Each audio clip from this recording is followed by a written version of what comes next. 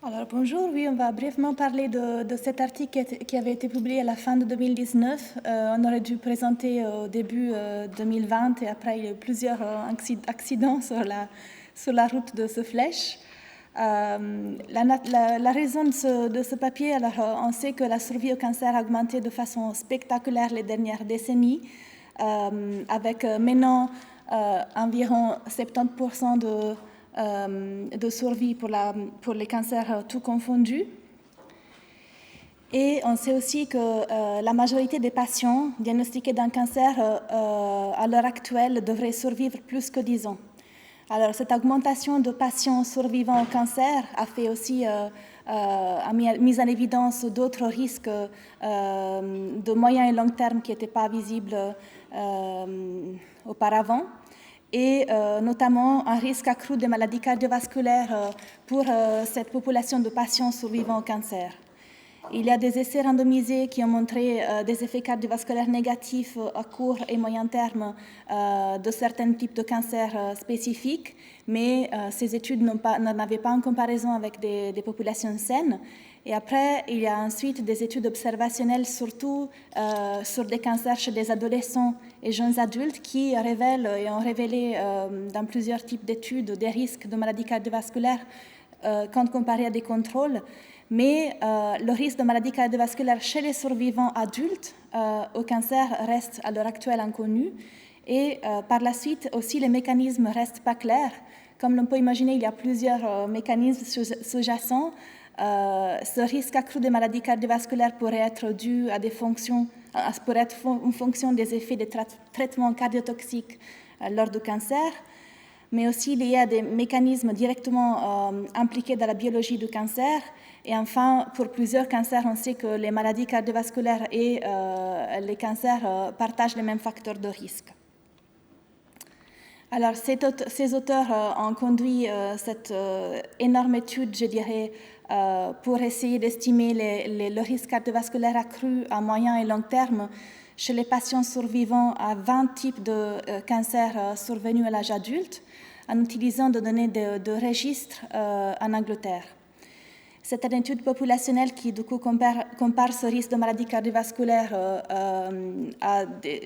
en comparant des cas et des contrôles via des données de registre. Les cas sont identifiés comme des personnes qui ont eu un premier cancer spécifique à l'âge de plus que 18 ans et qui ont survécu au moins un an après le premier diagnostic de ce cancer, recensés dans ces registres entre 1990 et 2015 en Angleterre. Et chaque cas a été parié à 5 contrôles, pariés à l'âge, au sexe et à la région géographique.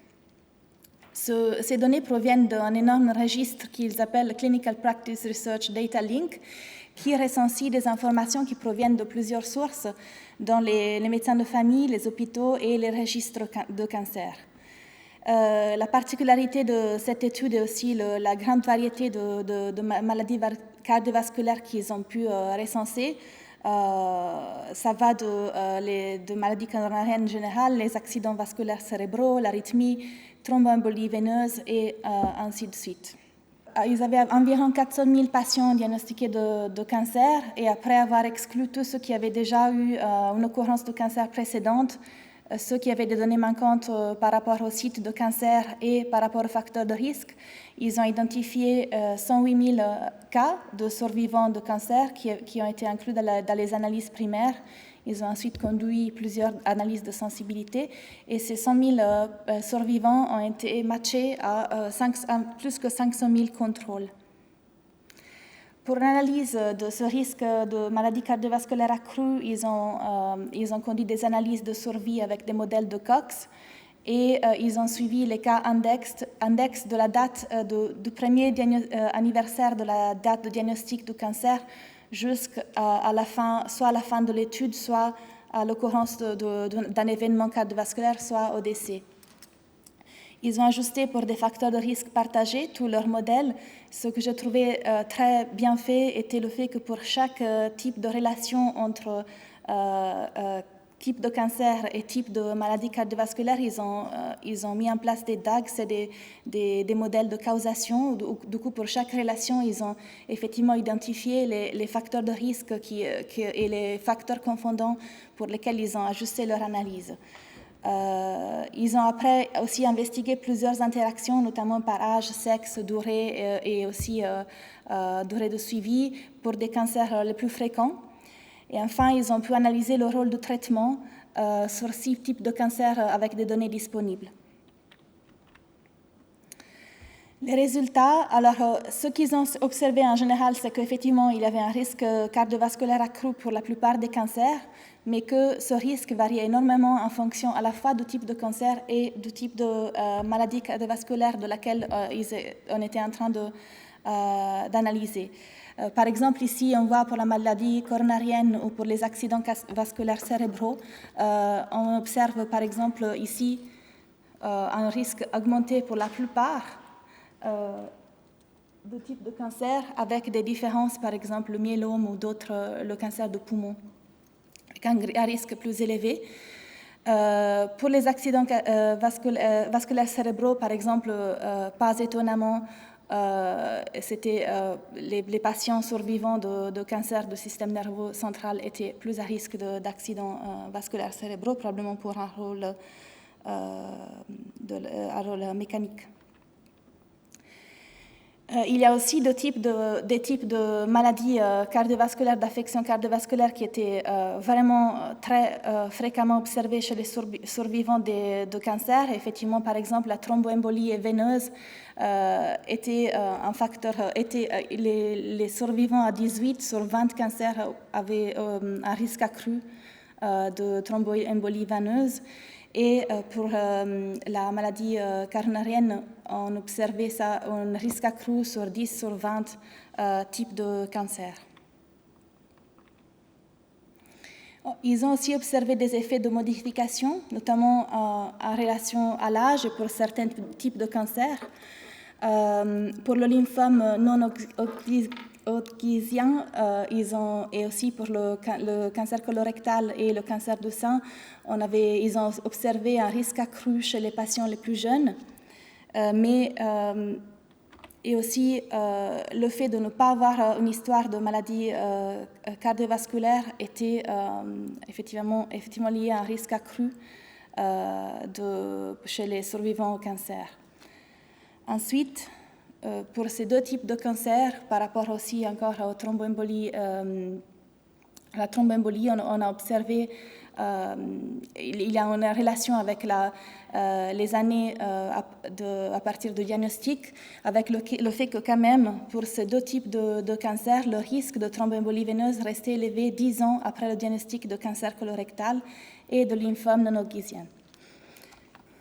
Ils ont pu aussi, pour certains types de cancers et pour certains types de maladies cardiovasculaires, examiner l'effet de traitement. Et les résultats sont quand même assez extraordinaires. On observe ici, vous voyez les différents types de cancers. En haut, on observe il n'y a pas de traitement, ni de chimiothérapie, ni de radiothérapie. Deuxièmement, on voit les effets de chimiothérapie, de radiothérapie et des deux. Et par exemple, si on regarde le cancer du poumon, on voit une augmentation par rapport aux 2 types de traitements. Mais si on regarde le cancer du sein, on observe par exemple par rapport à la maladie coronarienne une augmentation seulement liée à la chimiothérapie. Alors cette étude est, je pense, à l'heure actuelle, une des plus grandes études qui ont été conduites sur ce sujet. Malheureusement, ils ont pu étudier les effets de traitement seulement sur certains types de cancers et sur certains types de maladies cardiovasculaires pour manque de données. Et après, il y a aussi plusieurs facteurs de risque de maladies cardiovasculaires qui n'ont pas pu être pris en compte parce qu'il s'agit de données de registre. Par exemple, ils n'ont pas pu prendre en compte l'effet d'une hyperlipidémie, de l'alimentation, de la consommation d'alcool, de l'exercice. Ils n'ont pas de données par rapport à l'âge de la ménopause, ni des antécédents familiaux de maladies cardiovasculaires, mais seulement les antécédents des individus. Par contre, ils ont un très large échantillon avec beaucoup de puissance pour ces analyses et ils ont pu analyser jusqu'à 20 types de cancers différents. La conclusion de cette étude est qu'effectivement, avoir survécu à un cancer semble être un facteur de risque de maladie cardiovasculaire, et cela surtout pour certains types de cancers. En effet, d'autres études montrent que la prédiction de risque cardiovasculaire par le Framingham Risk Score n'est pas adéquate chez les survivants de cancer, par exemple à l'enfance. Et ils ont montré aussi que les risques varient selon le cancer spécifique, ce qui est aussi prévisible compte tenu des facteurs de risque sous-jacents et aussi à partir de la physiopathologie et du traitement. Ils ont aussi évidencié que les traitements du cancer, en particulier la chimiothérapie, sont susceptibles de jouer un rôle plus important que les facteurs de risque partagés, tels que le tabagisme et l'excès de poids. Et après que dans certains types de cancers et de relations cancer-maladie cardiovasculaire, la chirurgie pourrait aussi jouer un rôle dans certaines associations. Alors, cette étude a plusieurs implications cliniques et je dirais épidémiologiques. Alors, je vais peut-être m'exprimer pour les implications épidémiologiques. Je pense que ces études qui sont en train de montrer, il y en a d'autres qui ont suivi cette publication, pourraient nous faire imaginer d'inclure l'avoir survécu un cancer dans plusieurs scores d'identification de risque cardiovasculaire. Après, ils ont aussi évidencié que le risque reste accru 5 ans après le diagnostic du cancer. Du coup, peut-être effectivement aussi demande de pouvoir suivre ces patients plus longtemps. Et pour les implications cliniques, je pense qu'il faudra peut-être demander aux spécialistes dans ce domaine s'il y en a dans la salle ou sur Zoom. Merci.